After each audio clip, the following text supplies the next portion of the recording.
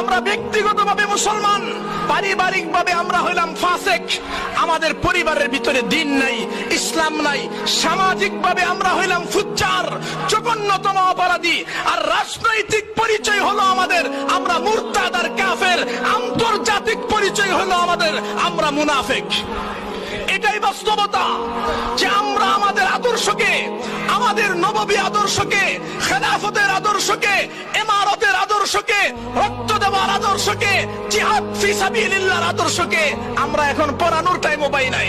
আমাদের বছর খতম হয়ে যায়, আমরা কিতাবুল জিহাদ পড়াইতে পারি না, কিতাবুল কাসা পড়াইতে পারি না, কিতাবুল ইমারত পড়াইতে পারি না।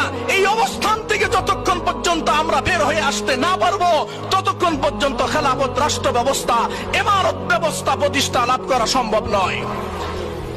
শুধু বসে বসে ভোট দিব, ভোট নিব, রাজনীতি করব, মিছিল করব, মিটিং করব, খেলাফত কায়েম হয়ে যাবে, এক কবি নেই হো সকতা। তাকিয়ে দেখেন আফগানিস্তানের দিকে, বাবা শহীদ, ছেলে শহীদ, সন্তান শহীদ, সবাই শহীদ। দুই প্রজন্মের পরে যায় খেলাফত রাষ্ট্র ব্যবস্থা প্রতিষ্ঠা লাভ করেছে।